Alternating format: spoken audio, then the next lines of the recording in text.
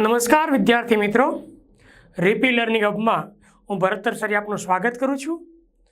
આજના વિડીયો લેક્ચરની અંદર મિત્રો ફિઝિક્સની અંદર ખૂબ અગત્યનું ચેપ્ટર ગતિના નિયમો, લો ઓફ મોશન, એમના આપણે થિયરિકલ કન્સેપ્ટની ચર્ચા કરવાની છે. તો પહેલાં આપણે ગતિના નિયમના ટોપિક જોઈએ તો જડત્વ પદાર્થની પોતાની અવસ્થા જાતે ન બદલવાના ગુણધર્મને જડત્વનો ગુણધર્મ કહેવાય. ધારો કે ટેબલ પર ડસ્ટર સ્થિર છે, આપણે કંઈ ના કરીએ તો કાયમિક સ્થિરનું સ્થિર જ રહે, એમની મેળે પોતાની અવસ્થા બદલતું નથી. જડત્વનો ગુણધર્મ કહેવામાં આવે છે. જો આ કાર છે એ દિવાલને અથડાય છે, છતાં દિવાલ એમની એમ જ રહે છે, કોઈ ફરક પડતો નથી, એટલે જડત્વનો ગુણધર્મ ધરાવે છે. જડત્વ એટલે ફેરફારનો વિરોધ, પદાર્થનું દળ તેના જડત્વનું માપ છે. દળ વધારે હોય ને તો જડત્વ વધારે એમ કહેવાય, અને ઓછું દળ તો જડત્વ ઓછું. મિત્રો, આ જડત્વને આધારે ન્યૂટનનો ગતિનો પ્રથમ નિયમ ન્યૂટને આપ્યો છે, બરાબર. અને ગેલિલીનો જડત્વનો નિયમ પણ કહેવામાં આવે છે. પદાર્થ પર કોઈ ચોખ્ખું બાહ્ય બળ લાગુ ન પડે ત્યાં સુધી સ્થિર પદાર્થ સ્થિર રહે છે અને ગતિમાન પદાર્થ પોતાનો વેગ અચળ જાળવી રાખે છે. જેમ કે મિત્રો, ટેબલ પર હમણાં કીધું એમ ડસ્ટર સ્થિર પડ્યું છે, આપણે કંઈ ના કરીએ તો કાયમિક સ્થિરનું સ્થિર જ રહે. પૃથ્વી અચળ વેગથી સૂર્યની આસપાસ ગતિ કરે છે, અથવા ચંદ્ર પૃથ્વીની આજુબાજુ ગતિ કરે છે, કોઈ બાહ્ય બળ ન લાગે તો કાયમિક મિત્રો પોતાની અચળ વેગી ગતિ ચાલુ રાખે છે. ન્યૂટનનો ગતિનો પ્રથમ નિયમ છે. તમે જુઓ મિત્રો કે આ ટ્રોલી ઉપર સબર્જન પડેલું છે, બરાબર, એના પર વેગ નથી લાગતો તો પોતાની ગતિ જાળવી રાખે છે અચળ. ન્યૂટનનો ગતિનો પહેલો નિયમ મિત્રો ખૂબ અગત્યનું છે. બળની વ્યાખ્યા આપે છે કે બળ એક એવી ભૌતિક રાશિ છે કે કોઈ પણ પદાર્થ ઉપર લાગે તો એની અવસ્થા બદલી નાખે. એટલે કે સ્થિર હોય તો એને ગતિમાં લાવી દે છે, ગતિમાં હોય તો ગતિ વધારી દે, ઘટાડી દે. એટલે કહી શકાય કે ન્યૂટનનો ગતિનો પ્રથમ નિયમ છે એ બળની વ્યાખ્યા આપે છે. ત્યાર પછી મિત્રો ન્યૂટનનો ગતિનો બીજો નિયમ જોવા માટે પહેલા આપણે એનું વેગમાન જોવું જરૂરી છે. પદાર્થનું વેગમાન કોને કહેવાય? તો પદાર્થના દળ અને વેગના ગુણનફળ અથવા ગુણાકારને તેનું વેગમાન કહેવાય છે. વેગમાન P = mv. અને ખાસ યાદ રાખો મિત્રો કે વેગમાન સદિશ રાશિ છે. વેગમાનની દિશા વેગની દિશામાં હોય છે. એમના બે એકમો છે, કિલોગ્રામ, મીટર પ્રતિ સેકન્ડ. આ એકમ કિલોગ્રામ, આ મીટર પ્રતિ સેકન્ડ, અથવા newton into second. m1 L1 T-1 એમનું પારિમાણિક સૂત્ર છે. નેક્સ્ટ, એના આધારિત ન્યૂટનનો ગતિનો આપણે બીજો નિયમ જોઈએ છીએ. તો બીજો નિયમ મિત્રો, કણના વેગમાનના ફેરફારનો સમય દર તેમના પર લાગુ પાડેલા પરિણામી બાહ્ય બળ જેટલો અને બળની દિશામાં હોય છે. આપણા તરફ એક દડો આવે છે, હવે આપણે એને જે દિશામાં જેટલું બળ લગાડી એ દિશામાં જે પાછો ફેંકાય. ધીમું બળ લગાડો તો ધીમે ધીમે રિટર્ન જાય, ફાસ્ટ બળ લગાડો તો ફાસ્ટ ઝડપથી દૂર જાય. અને વળી જે દિશામાં બળ લગાડો, આ બાજુ બળ લગાડો તો એ બાજુ, સામે બળ લગાડો તો સામેની બાજુ જાય. તો વેગમાનનો ફેરફાર બળની દિશામાં અને બળના મૂલ્ય જેટલો હોય છે. હા, તમે જુઓ કે દડાને આપણે પગ વડે આ રીતે લાત મારીએ છીએ તો ધીમે ધીમે આપણે લાત મારીએ તો ધીમો ધીમો આગળ વધે, ફાસ્ટ મારીએ તો ફાસ્ટ આગળ વધે. અને મિત્રો ન્યૂટનનો ગતિનો બીજો નિયમ છે બળનું મૂલ્ય આપે છે. પહેલો નિયમ બળની વ્યાખ્યા, બીજો નિયમ મૂલ્ય આપે છે. વેગમાન વિરુદ્ધ સમયના આલેખ ઢાળે બળ આપે છે. આ વેગમાન વિરુદ્ધ સમયનો આલેખ છે મિત્રો. ઢાળ એ શું આપે છે મિત્રો? બળ આપે છે. અને ન્યૂટનના ગતિના બીજા નિયમનું મેથેમેટિક સ્વરૂપ છે, dp/dt = F. અને એના પરથી સાબિત કરેલું છે F = ma. અને યાદ રાખો મિત્રો કે જ્યારે દળ અચળ હોય ને ત્યારે આ સૂત્ર એપ્લાય થાય. પદાર્થ પર લાગતા પરિણામી બળ Fને લીધે તેમાં ઉદ્ભવતો પ્રવેગ A હોય તો F = ma. બળનો એકમ ન્યૂટન, mks, cgs એકમ ડાઇન, 1 ન્યૂટન એટલે 10⁵ ડાઇન. આ છે મિત્રો બળનું પારિમાણિક સૂત્ર. અને જ્યારે દળ અચળ હોય ત્યારે આ સૂત્ર લાગુ પડે છે. મિત્રો, ન્યૂટનની વ્યાખ્યા આ m1 લઈ લો. પ્રવેગ 1 મીટર પ્રતિ સેકન્ડ સ્ક્વેર લો તો F = 1 કિલોગ્રામ 1 મીટર પ્રતિ સેકન્ડ સ્ક્વેર 1 ન્યૂટન.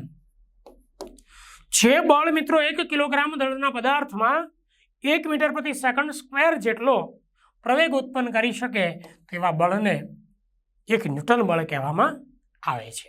બીજું મિત્રો, બળનો આઘાત. પદાર્થ પર લાગતા બળ F અને તે લાગતું હોય તે દરમિયાન સમયના ગુણાકારને બળનો આઘાત કહેવામાં આવે છે. બળ અને સમયના ગુણાકારને બળ વિરુદ્ધ સમયનો આલેખ એના વડે જે પ્રદેશ ઘેરાય એનું ક્ષેત્રફળ આ બળનો આઘાત આપે છે.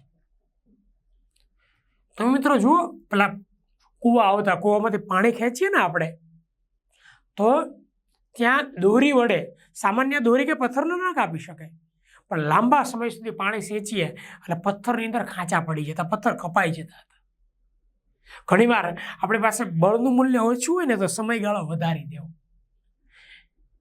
આપણી પાસે ખીલી છે એટલી બધી ધારદાર અણીવાળી નથી, તો હથોડી વડે 1-2 વારને બદલે 10 વાર ધીમે ધીમે એની અંદર આપણે હથોડી વડે મારતા રહો તો ચોક્કસ એ ખીલી છે દિવાલમાં જતી રહેશે. કેમ? તો કે સમયગાળો વધારી દેશું. અને મિત્રો, સ્ટડીની અંદર પણ એ જ છે. ધારો કે આપણે એકદમ રેન્કર નથી તો યાદ રાખો મિત્રો કે વાંચનનો, ભણવાનો, લખવાનો સમયગાળો વધારી દેશો એટલે ચોક્કસ ને ચોક્કસ તમને એનું ફળ મળશે. ટકાવારી તમારી ચોક્કસ વધશે મિત્રો. એટલે બળના આઘાત પરથી આપણે બોધ લેવાનો છે. બળ અને સમયના ગુણાકારને બળનો આઘાત કહેવાય છે. બળનો આઘાત વેગમાનના ફેરફાર જેટલો હોય છે. કારણ કે આપણું જે સૂત્ર હતું ને F = dp/dt, એમાં dt ગુણાઈ જાય એટલે બળ ગુણ્યા સમય એટલે બળનો આઘાત = વેગમાન. એટલે બંનેના એકમ સરખા જ છે, બળના આઘાતના અને વેગમાનના. પારિમાણિક સૂત્ર પણ સેમ આવશે. ત્યાર પછી મિત્રો, ન્યૂટનનો ગતિનો ત્રીજો નિયમ. દરેક ક્રિયાબળને હંમેશા સમાન મૂલ્યનું અને વિરુદ્ધ દિશાનું પ્રતિક્રિયા બળ હોય અથવા આઘાત અને પ્રત્યાઘાત સમાન મૂલ્યના અને વિરુદ્ધ દિશાના હોય છે. ન્યૂટનનો ગતિનો ત્રીજો નિયમ. બે પદાર્થો છે, એ પદાર્થ બી પદાર્થ પર જેટલું બળ લગાડે, ધારો કે એ પદાર્થ બી પદાર્થ પર બળ લગાડે છે આકર્ષણ બળ, તો એટલું જ બળ આ બી પદાર્થ એ પદાર્થ પર લગાડે છે. બંને બળો સમાન મૂલ્યના અને વિરુદ્ધ દિશાના હોય છે, એક જ રેખામાં હોય છે. અહીંયા તમે જો વ્યક્તિ હોડી પરથી અથવા તરાપા પરથી જ્યારે કિનારા પર જાય ને ત્યારે આગળની દિશામાં એ કૂદકો મારે એટલે પગ પર આગળની દિશામાં બળ લાગે, બરાબર, તો હોડી પાછળની દિશામાં જાય છે. એ પણ મિત્રો ન્યૂટનનો ગતિનો ત્રીજો નિયમ છે. તમે મિત્રો દિવાલને મુક્કો મારો છો તો સામે તમને વાગે છે, ન્યૂટનનો ગતિનો ત્રીજો નિયમ છે. આના ઉપરથી એ નક્કી થાય છે કે કુદરતમાં એકલા અટુલા બળનું અસ્તિત્વ હોતું નથી, બળો હંમેશા જોડમાં જ હોય છે. નેક્સ્ટ ટોપિક છે મિત્રો, બળોનું સંતુલન અથવા એક બિંદુગામી બળ. જે બળોની કાર્યરેખા એક જ બિંદુમાંથી પસાર થતી હોય તેવા બળને એક બિંદુગામી બળ કહે છે. ધારો કે આ કણ છે, એક બળ અહીંયાથી પસાર થાય, બીજું બળ અહીંયાથી, ત્રીજું બળ અહીંયાથી, બધાની કાર્યરેખા એક જ છે, તો ત્રણે એક બિંદુગામી બળ થાય. કણ પર લાગતા બધા બાહ્ય બળોનું પરિણામી બળ શૂન્ય બને તો સ્થિતિને સંતુલન કહેવામાં આવે છે. અને આવા બળોને સંતુલિત બળ કહેવામાં આવે છે. પદાર્થની સ્થિર અવસ્થા અને નિયમિત વેગવાળી ગતિની અવસ્થા છે, બંને સંતુલિત અવસ્થા છે. કારણ મિત્રો કે બંને કિસ્સામાં પદાર્થ પરનું કુલ બળ શૂન્ય હોય છે. આમ સંતુલન માટે કુલ બળ શૂન્ય, બધા બળોનો સરવાળો શૂન્ય. અને મિત્રો જો કુલ બળ શૂન્ય હોય તો x દિશાના બળના ઘટકનો સરવાળો, y દિશાના બળના ઘટકનો સરવાળો અને z દિશાના બળના ઘટકનો સરવાળો શૂન્ય થાય છે. નેક્સ્ટ મિત્રો, લેમીનું પ્રમેય છે. બળોના સંતુલન માટે આવી રીતે 3 બળ લાગે છે, 3 ખૂણાઓ બને છે, તો F1 અને આ સાઇન આલ્ફા બેનો ગુણોત્તર જેટલો થાય ને એટલો જ F2 અને સાઇન બીટાનો ગુણોત્તર થાય, એટલો જ F3 અને સાઇન ગેમાનો ગુણોત્તર થાય, જે લેમિના પ્રમેયનું મેથેમેટિક સ્વરૂપ છે. બીજું મિત્રો, બળોનું સંતુલન. સમક્ષિતિજ સપાટીમાં પદાર્થ સ્થિર પડ્યો હોય તો ઉપર જેટલું લંબ બળ લાગે એટલું જ નીચે વજન બળ લાગે, એટલે બંને સરખા છે. સંતુલન માટે હમણાં કીધું એમ x દિશા અને y દિશાના બળના ઘટકનો સરવાળો 0 થાય છે. તો થેન્ક યુ મિત્રો. આ હતું આપણે ન્યૂટનના ગતિનો નિયમ ચેપ્ટરનું ટાઇટલ છે અને ટોપિક પણ આ ગતિના નિયમોની થિયરી આપણે જોઈ છે. નેક્સ્ટ વિડીયો લેક્ચરની અંદર મિત્રો આપણે વેગમાન સંરક્ષણના નિયમ આધારિત થિયરી જોઈશું. Thank you.